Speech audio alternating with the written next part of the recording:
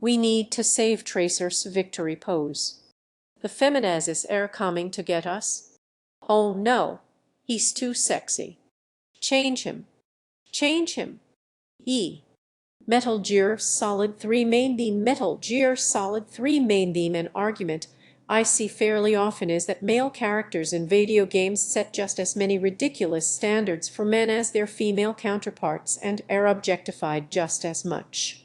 So the question is, objectified by who? To understand objectification, we really need to understand power fantasy. A power fantasy is designed to make you feel powerful. Stop me if I'm going too quickly for you. Games are especially good at this because player interaction gives a sense of direct involvement in the events on screen. You get to pretend you're the muscle man Betis inside your flicker box, and given that you're literally controlling their actions, you kinda fair. When beaten in God of War, the player doesn't say, "Oh dear Kratos, the character over whom I exert control has been killed." They say, "I'm dead. I'm dead. No, they killed me." The player is encouraged to identify with Kratos and vicariously feel the effects of his actions, which they literally control. And together, the player helps Kratos get his various flimsily justified revenges by being very good at committing killicide on a variety of fantasy creatures and having sex with ladies. The game even gives you an achievement for it, as if to say, "Yeah, well done, you did it." He's also ridiculously buff because it's nice to briefly pretend to be someone the opposite sex might find attractive. But is Kratos an actually, objectively attractive character? Or is he merely what the creators and players might think is attractive? There's the old joke that men grow beards in order to try and look more attractive to women, but their newfound hirsute pursuits tend to only get them compliments from other straight men. Brad Pitt thinks he looks really cool in this picture, but women think Brad looks really cool in this picture. Is it generalizing to say women don't like beards? No, no women like beards. They all hate them. If you say you like beards, you are wrong. You say you like you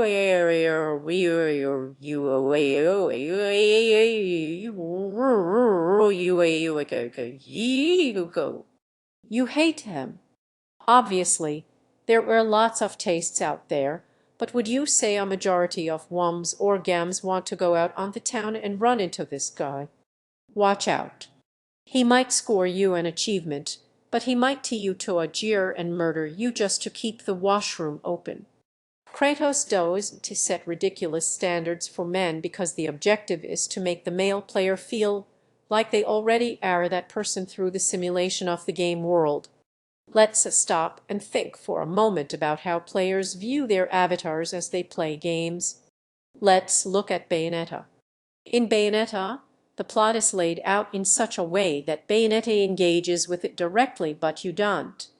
2 hours in, they're still introducing characters you haven't seen before, but Bayonetta has a clear history with that goes just unexplained enough that you kept at arm's length from really identifying with her and her struggle. She's externalized from the player, keeping you at arm's length. Kratos has an explicit mission and a straightforward story. It's bland, but it's understandable. You re-invited to identify on some level with him, or at least be able to put yourself in his shoes during murderthons. So, during we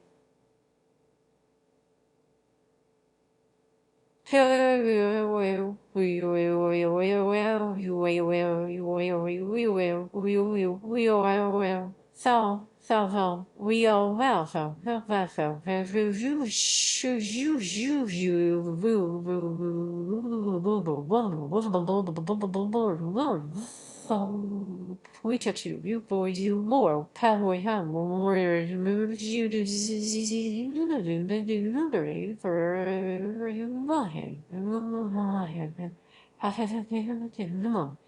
but Bayonetta kept mysterious, doing her own thing. The game never really invites the player to sympathize with her situation. Bayonetta is someone else who you happen to control to help achieve her goals. Also, instead of simply being a good fighter, her animations are worked out to be dances and pseudo-stripteases for your amusement as you play. This even extends to the female enemies. Sometimes pulling off a special on a boss net's the sort of thing I would normally watch incognito in my browser. I am not feeling engaged by the characters or getting immersed in the story. This is happening because someone thought I would enjoy seeing it happen, but I didn't need to be pandered to like this, you know. I was enjoying the game already. All this does make it a lot more embarrassing if someone walks in while you are re-recording this footage. Now, you see, Mum, this is really empowering. Don't you get it? This is what progressive video games look like. Oh boy, I can dress her up in a sexy Samus cosplay. Hang on. Why do they need to alter the Samus costume to be more sexy? They already made a sexy costume for Samus. It's called the Phazon suit. Oh, no, I'm not going to decree Bayonetta's character designs or overt sexuality. I'm what people seem to call a sex-positive feminist. I've heard some really good things about sex, and I'd love to try it sometime. Numerous think pieces have been written on the Tumblrs about how Bayonetta is a feminist character, and the games generally have a progressive message, and I kind of agree.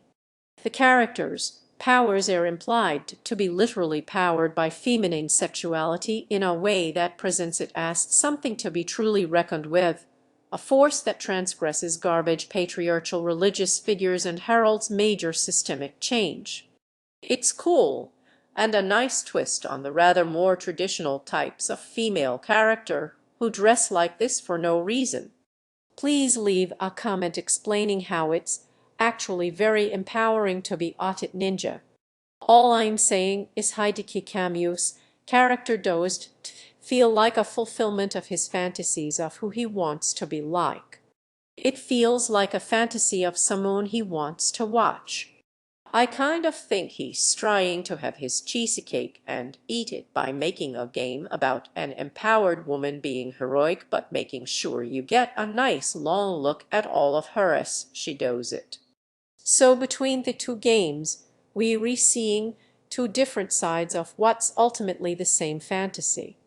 Bayonetta may be an empowered female character, but she's empowered strictly within the confines of a straight male fantasy.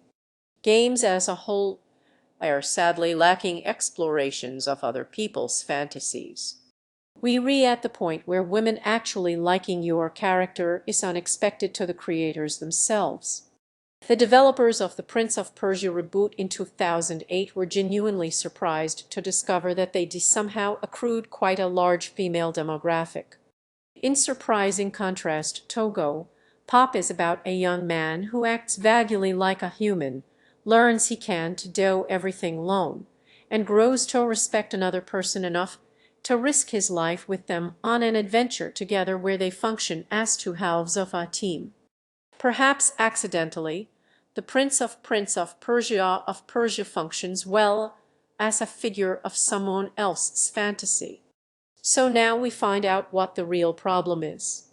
People would love to say how great it is that some homosexuals or wombs might get turned on by revenge man beheads a lot, but ultimately the target audience isn't those people because the creators often genuinely don't understand what that part of the audience would want. Stories that actually cater to those audiences are more likely to happen by accident, and when a story maybe actively caters to that audience, guess who starts complaining? Square Enix even had to change a male character's outfit in Mobius Final Fantasy because it was deemed too much. We're seeing a game space consciously being altered to suit the ideals of a specific group at the exclusion of others. They didn't cover up this guy because women or gay men preferred him covered up.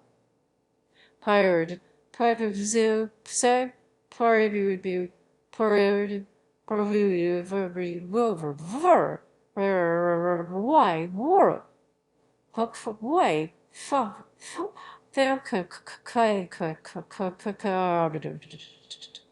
they covered it up because someone found it icky. But where's the uproar?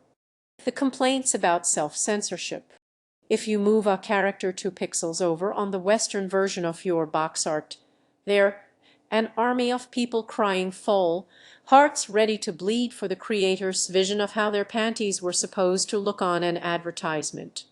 People seem to only care about waging internet war to defend a creator, artistic freedom when it's the freedom to service them in particular.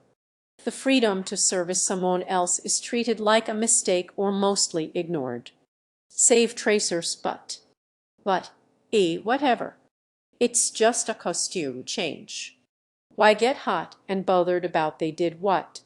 So ultimately what happens is one particular group's fantasies, expectations, and preoccupations get normalized, and what that group happens to prefer becomes synonymous with good game design. And this obsession with fulfilling a very specific power fantasy for one particular demographic isn't just some theoretically bad thing for the feminazis to worry about. It genuinely impacts the quality of the games. Let's look back at God of War's story. This is a game set in a time of myths which are literally defined as cool stories that are fun and interesting and timeless, and yet the game does everything it can to not have a story that isn't an incredibly generic revenge fantasy. The player isn't made to really care about Kratos' loss or what his family was like or whatever. They receive the information that his family's dead and he wants revenge as a flimsy justification for what they were already doing in the game. It's uncompelling to say the least. You can say the story doesn't need to be deep, and it doesn't need to be. I mean, if you think about it, no story needs to be good. Heart of Darkness didn't to be a masterpiece either. But imagine for a second if God of War's story was surprisingly meditative on the nature of vengeance and used the death of the ancient gods as a metaphor for the actual collapse of those belief systems, and Kratos was relatable on some actual emotional level.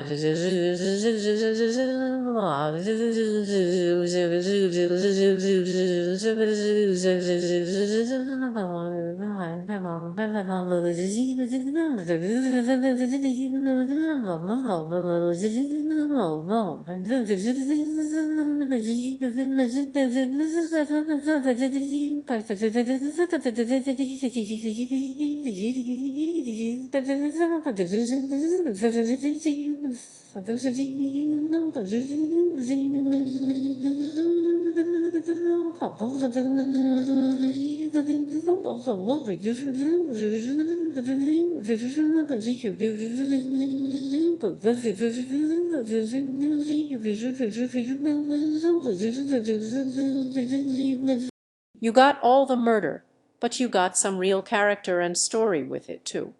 Wouldn't players be holding this up as the game they'd always wanted? Or would it really totally ruin the experience?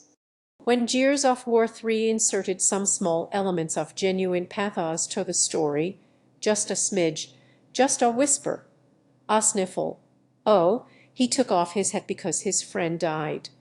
Now we know he's sad. The players who were into deriding this as gay emotional complexity crap found it surprisingly touching, and that it added something to their experience. Gears of War 3 delivers some truly emotional moments and boasts the best storytelling the series has seen so far. The video stole this footage from is literally titled "The Saddest Moment in Video Game History." Gears of War 3 got players to actually feel something about their otherwise bland, one-note characters, and some people heralded that as a beautiful thing, as well they should. When BioShock Infinite bothered to have a vaguely human person attached to this elaborately designed cleavage, the director of the aforementioned Gears of War lauded it as proof that games had finally become art. "Yeah, sure, maybe more of this isn't needed, but maybe it would be better." As games become more recognized as an art form and more differing voices start to be heard, more visions are emerging, and people are starting to appreciate them as different visions instead of as objective mistakes. Even games that used to be action schlock and didn't need a good story are starting to get them.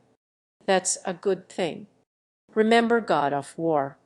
Well, now it's back, and it's actually made Kratos into a compelling and interesting human being. Still running around hitting stuff with an axe, but now teaching this kid to fight, too, in this scary new world. Watching Kratos be a dad.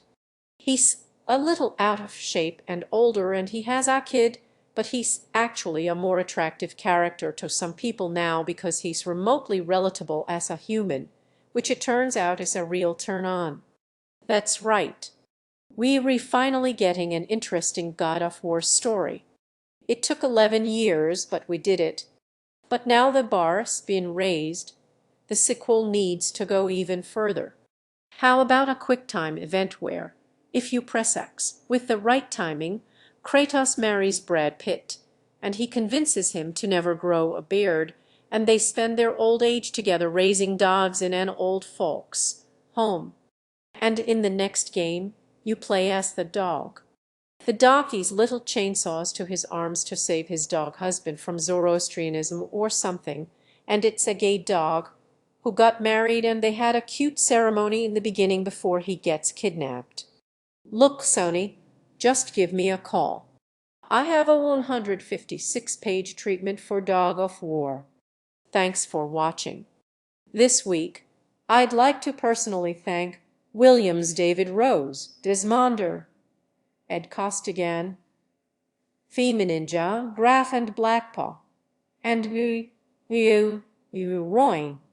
If you'd like to make a video response explaining how I'm a dumb cuck and straight men need to be the demographic and how I'm the real sexist and all women secretly love beards, please make it quickly because I'm working on a video about video responses to me work, and it would be a shame if your objective, rational, true facts didn't to get included.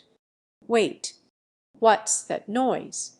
No, stop. You can't kill me. I created you. I created Rhea. Link in description.